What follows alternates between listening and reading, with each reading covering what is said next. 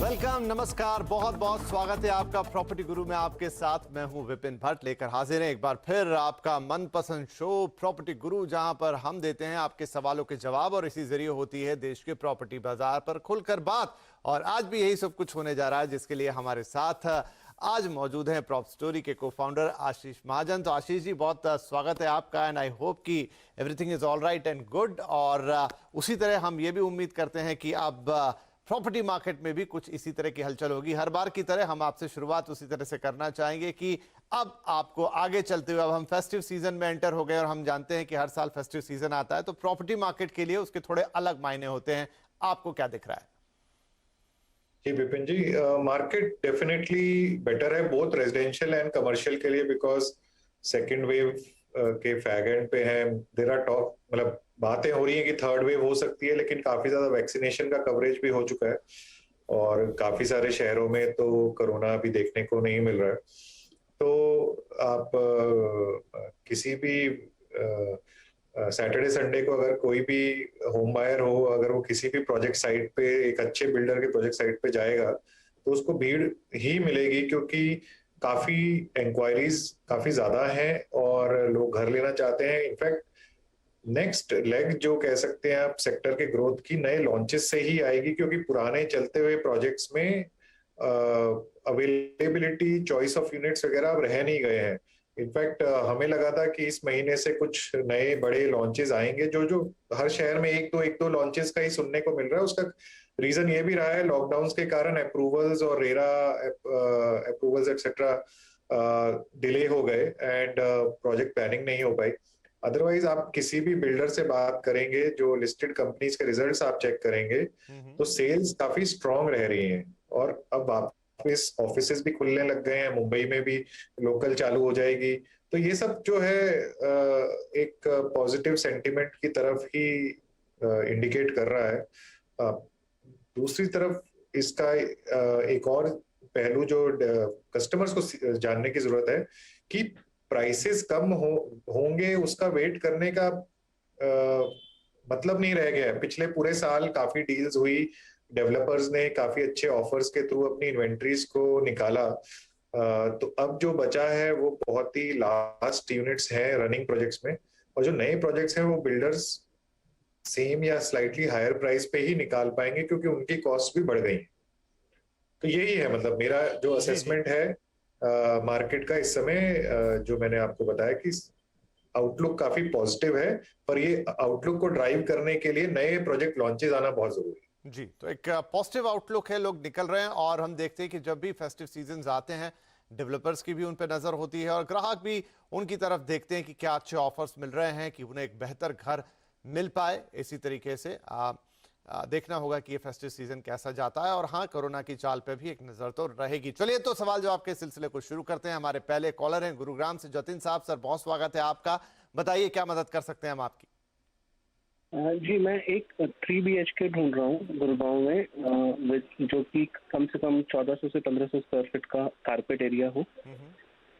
Budget है 1.1 CR का। Right, तो आप गुड़गांव में देख रहे हैं एक करोड़ के अंदर एक 3 BHK और उसमें भी 1400 स्क्वायर फीट का कारपेट एरिया।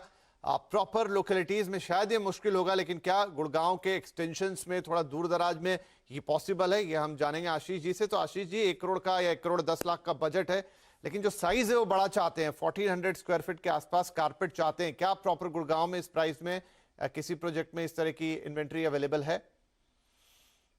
जी विपिन जी, आपका असेसमेंट एकदम करेक्ट है। अगर गेटेड कम्युनिटी और मॉडर्न अपार्टमेंट्स ही चाहिए तो इसका मतलब है 1400 स्क्वायर फीट, मतलब ऑलमोस्ट 2000 स्क्वायर फीट से 2100 स्क्वायर फीट का सेलेबल एरिया। ये जो प्रोजेक्ट है, इस तरह के साइज के जो अपार्टमेंट्स हैं, ये सिर्फ न्यू गुड़गांव की तरफ मिल सकते हैं, जो कि मानेसर के पास पड़ता है। आफ्टर जो एक टोल गेट पड़ता है यहाँ पे, खेड़की को डोला टोल, NH8 के आगे, वहां पे इस बजट रेंज में इनको 3 BHK में कुछ रेडी प्रॉपर्टीज भी मिल जाएंगी। उसके अलावा जो गुड़गांव में दूसरी मार्केट जहाँ पे इस बजट रेंज में अपार्टमेंट्स मिल सकते हैं, वो है प्रॉपर सोहना। सोहना एक सैटेलाइट टाउन की तरह है गुड़गांव के लिए, और वो गोल्फ कोर्स रोड और गोल्फ कोर्स एक्सटेंशन रोड के साथ सोहना रोड के थ्रू कनेक्ट हो जाता है। तो यही दो लोकेलिटीज हैं जहां पे इस साइज के मॉडर्न अपार्टमेंट्स मिल सकते हैं। अदरवाइज गुड़गांव में फ्लोर्स का कल्चर भी बहुत ज्यादा है। किसी लेआउट में बेसिकली ओल्ड सेक्टर्स वगैरह में काफी सारे प्लॉट्स हैं जो बिल्डर्स ने स्टिल्ट +4 की कंस्ट्रक्शन अलाउ होती है यहाँ पे। तो उसमें एक एक इंडिविजुअल फ्लोर जो है वो रजिस्टर हो जाती है। तो फ्लोर्स में डेफिनेटली कुछ सेक्टर्स में इस तरह का प्रोडक्ट मिल सकता है। और हमने देखा है कि काफी लोग जो दिल्ली से मूव करते हैं या पुराने जो गुड़गांव के रह रहे हैं, वो अगर लोकेशन के लिए इतना फ्लेक्सिबल नहीं होते तो फ्लोर में मूव कर जाते हैं। तो ये दो तरह की ऑप्शंस है। उसका नेगेटिव यही होता है कि फ्लोर्स जनरली गेटेड कम्युनिटीज के पार्ट नहीं है। जहां पे एक प्लॉट खाली था उसको वो बना दिया गया इंडिविजुअल 4 घरों में। तो इस तरह के यही दो ऑप्शंस जो हैं ये एक्सप्लोर कर सकते हैं। राइट। तो जतिन भाई, आई होप कि आपको आपके सवाल का जवाब मिला होगा और आगे निर्णय लेने में आपकी मदद करेगा। तो किस तरह का ऑप्शन है, या तो बिल्डर फ्लोर्स हैं या फिर गेटेड कम्युनिटी में थोड़ा सा बाहर निकल के सोना रोड एक्सटेंशन और थोड़ा बाहर जाके प्रॉपर गुड़गांव से आपको इस तरह के ऑप्शंस मिल सकते हैं। तो all the best for your purchase. अगर फिर भी आपको कुछ और सवाल जवाब मन में आता है कोई प्रॉपर्टी फाइनल करने के बाद, तो आप हमें जरूर संपर्क कर सकते हैं।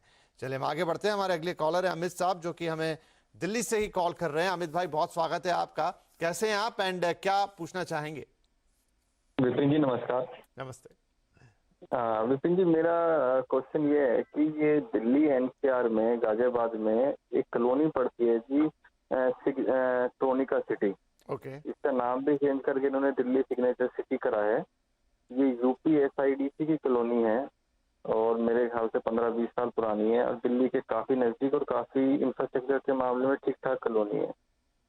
तो मैं इसमें प्लाट लेने की सोच रहा हूँ, तो मेरे लिए इन्वेस्टमेंट पर्पस के हिसाब से अगले 5 साल में मैं क्या एक्सपेक्ट कर सकता हूँ और क्या मुझे लेना चाहिए या नहीं लेना चाहिए वहाँ? तो आप मुझे आइडिया देंगे कि आपको किस भाव पे प्लॉट ऑफर हो रहा है, अगर आपने कुछ देखा हो तो? सर, वहाँ पे रेट अभी जो है 15,000 से 20,000 रुपए पर स्क्वायर यार्ड के हिसाब से मिल रहे हैं, डिपेंडिंग ऑन लोकेशन।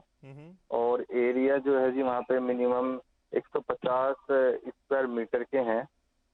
बट वहाँ पे ना अभी पब्लिक उतनी नहीं है, रिहायश वहाँ पे कम है, जबकि कॉलोनी 15 साल के लगभग इसको हो गया है, 15-20 साल। ठीक है, अच्छा सवाल है सर आपका कि क्या इसका फ्यूचर जानना चाह रहा हूँ। बिल्कुल बिल्कुल, बहुत बढ़िया सवाल है कि 15 साल हो गए किसी चीज को, अगर अभी भी रिहाइश नहीं आई है तो क्या वहां पर इस भाव पर प्लॉट लेना, इन्वेस्ट करना अच्छा है? और फिर अगर कर देते हैं तो 5 साल बाद क्या होगा? आशीष जी, क्या सलाह होगी अमित जी के लिए? जी विपिन जी, पर्टिकुलर एरिया जो लोकेलिटी की ये बात करें उसका मुझे इतना आइडिया नहीं होगा। बट फिर भी जो दूसरा इनका पार्ट, सेकंड पार्ट जो है क्वेश्चन का कि 15 साल से वहां इतनी रिहाइश नहीं आई है, तो देखिए बहुत सारे जो आउटस्कर्ट्स में प्लॉटेड प्रोजेक्ट्स हैं वो in fact not just Delhi, Bangalore, Poona वगैरह में भी लोग, क्योंकि लैंड से काफी अटैचमेंट रहती है और सस्ती लैंड के लिए वो बाहर की तरफ ले लेते हैं। लेकिन किसी भी जगह पे लोग आके अपना घर डेवलप करें और लोग रहना शुरू कर दें, उसके लिए इंफ्रास्ट्रक्चर डेवलप होना बहुत जरूरी होता है। रोड, मेट्रो, एम्प्लॉयमेंट होनी चाहिए, कनेक्टिविटी अच्छी, फास्ट, सुपीरियर होनी चाहिए, और एटलीस्ट एक सर्टेन नंबर ऑफ लोग जब रहने लगते हैं तो सिक्योरिटी का एस्पेक्ट भी एड्रेस हो जाता है। तो हर शहर के बाहर आपको जरूर ऐसे कई एरियाज मिल जाएंगे जहां अभी भी हैबिटेशन उतनी नहीं है, और उसी कारण शायद जो ये भाव बता रहे हैं कि 15,000 रुपए स्क्वायर यार्ड दिल्ली के पास में किसी एरिया में मिल रहा है, वो इसी कारण होगा क्योंकि वहां पे लोग अभी भी जाना पसंद नहीं करते। तो अगर इनको ऐसा लगता है कि जो इंफ्रास्ट्रक्चर है और कनेक्टिविटी है वो आने वाले सालों में इम्प्रूव हो जाएगी, तो डेफिनेटली वो एक्सप्लोर कर सकते हैं। 10-15 साल का तो टाइम निकल ही चुका है, अगले 5-8 साल में मे बी थिंग्स बहुत पहले से बेटर हो। अब तो road network around Delhi NCR काफी ज्यादा इम्प्रूव और हाईवेज के थ्रू और फ्रीवेज के थ्रू इम्प्रूव होता जा रहा है। तो एक तो यही तरीका है जिससे वो इवेलुएट कर सकते हैं अपनी इन्वेस्टमेंट का, और बाकी डिपेंड करता है अगर उनके पास थोड़े फंड्स की अपनी आइडिया हो तो वो नोएडा और गुड़गांव में भी एक्सप्लोर कर सकते हैं इन्वेस्टमेंट, जहाँ पे ऑलरेडी काफी कुछ हुआ है। तो जो कहते हैं ना कि इतनी ब्लाइंड इन्वेस्टमेंट नहीं है, स्पेकुलेटिव नहीं है, उस तरह की कुछ इन्वेस्टमेंट्स को एक्सप्लोर कर सकते हैं। Right. I hope Amit ji कि आपको आपके सवाल का जवाब मिला होगा। और पर्टिकुलर एरिया में थोड़ा कमेंट करना कई बार मुश्किल होता है, लेकिन जो ओवरऑल एस्पेक्ट्स हैं वो आपको बताए जा सकते हैं। तो इन्हीं एस्पेक्ट के हिसाब से आप अपना फैसला लीजिएगा। आप बिल्कुल ऐसी जगह पे पैसे मत डालिए जहां पर आपको ग्रोथ नहीं दिखती है, लेकिन आप और भी थोड़ा सा शायद अपने बजट को फ्लेक्सिबल अगर बनाएं और कुछ अच्छे इलाके जहां बात कर रहे हैं यहाँ पर आशीष जी उस तरीके से देखते हैं तो आपको ये इन्वेस्टमेंट भी अच्छा फायदा जरूर देगा। एक छोटा ब्रेक लेने का वक्त आ गया है और ब्रेक पे जाएं उससे पहले हम आपको दो चीजें बताते हैं। एक तो ये कि जितेंद्र भट्ट हमारे साथ आ गए, लेकिन थोड़ा इंतजार भट्ट साहब, आई एम सॉरी, ब्रेक के बाद आपका सवाल होगा। और दूसरा ये कि जो तमाम दर्शक हमें देख रहे हैं, आप जानते हैं कि pg@moneycontrol.com पर बस आपको अपने सवाल भेजने होते हैं। हमें आपके सवालों का इंतजार होता है। आपका सिर्फ फोन नंबर डालिए और उसके बाद सब कुछ हम पर छोड़िए। हम आपसे दोबारा बातचीत करेंगे, आपकी क्वेरी को पूरी तरह से समझेंगे और कोशिश यही रहती है कि आपकी हर क्वेरी का अच्छे से अच्छा सॉल्यूशन जवाब दिया जाए, ताकि आप अपने जीवन का सबसे बड़ा फैसला, सबसे बड़ा इन्वेस्टमेंट बहुत आसानी से और सही दिशा में कर पाए। छोटा ब्रेक, तुरंत हाजिर होते हैं।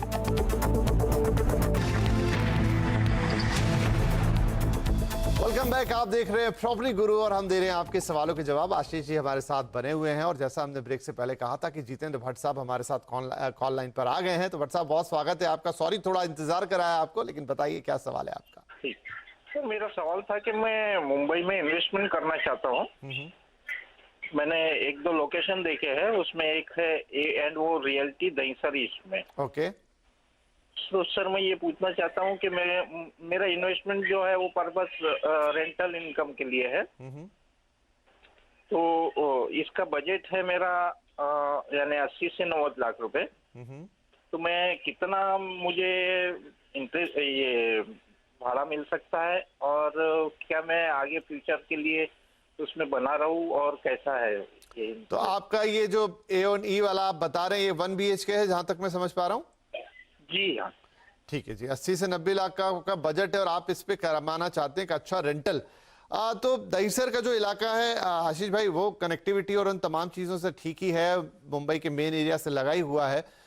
लेकिन ये है कि क्या इन्हें जो किराया ये सोच रहे हैं कि अच्छी यील्ड उस पर मिल पाएगी और 80-90 लाख रुपए इन्वेस्ट करके क्या इनको ये सेटिस्फेक्शन होगा कि मुझे जो किराया मिल रहा है अच्छा और मेरी प्रॉपर्टी भी अप्रिशिएट होगी आगे? जी विपिन जी, जैसे आपने असेस किया कि दहीसर एक काफी वेल लोकेटेड कम्युनिटी है और ट्रेन, रोड, मेट्रो इन सब से अच्छा यहाँ का कवरेज है। तो रेंटल यील्ड के हिसाब से इंडिया में अगर रेजिडेंशियल रियल एस्टेट को इवेलुएट किया जाए तो वो कभी भी अट्रैक्टिव दिखाई नहीं देता, क्योंकि रेंटल यील्ड्स कुछ 2.5 से 3% मैक्सिमम देखे गए हैं। कुछ सर्विस अपार्टमेंट वगैरह में ज्यादा हो जाता है। तो रेंटल यील्ड पे तो मैं इनको यही कहूंगा कि इनकी एक्सपेक्टेशन 2-2.5% के आसपास होनी चाहिए। इनफैक्ट गुड़गांव, बॉम्बे में वो थोड़ी और भी कम हो जाती है क्योंकि प्रॉपर्टी की वैल्यूज और भी ज्यादा है। हाउएवर जो कनेक्टिविटी और इंफ्रास्ट्रक्चर की बात आ जाती है, उसके हिसाब से दहीसर एकदम अच्छी मार्केट है। 80-90 लाख का बजट अच्छा है। ये प्रोजेक्ट डेफिनेटली 1 BHK ही है। ऑल्टरनेटिवली जो बॉम्बे में एक और मार्केट देखी जा सकती है सेम बजट में इन्वेस्ट करने के लिए, अच्छी मार्केट है, वो आ जाती है थाने में। तो थाने में इनको शायद सिमिलर बजट में कुछ अच्छे प्रोजेक्ट्स में 2 बेडरूम भी मिल जाए, कॉम्पैक्ट 2 बेडरूम। तो वहां पे भी रेंटल की डिमांड अच्छी है और एप्रिसिएशन पोटेंशियल दोनों ही मार्केट्स का अच्छा है। तो एक ईस्ट बॉम्बे हो गया और एक सेंट्रल बॉम्बे हो जाता है और एक वेस्टर्न बॉम्बे के साथ कनेक्टेड है। तो ये दोनों मार्केट में ये एक्सप्लोर कर सकते हैं कि इनको कहाँ पे कंफर्ट है। अदरवाइज इस बजट में जो जो जो एस्पिरेशन के साथ ये इन्वेस्ट करना चाहते हैं, हार्डली गलती होने के चांस है एक अच्छी डेवलपमेंट में अगर जाएंगे जी। तो चलिए साहब, देखिए अब बढ़िया डेवलपमेंट है, आप अच्छे से इन्वेस्ट कर सकते हैं, आगे प्रॉपर्टी बढ़िया रहेगी, इलाका अच्छा है।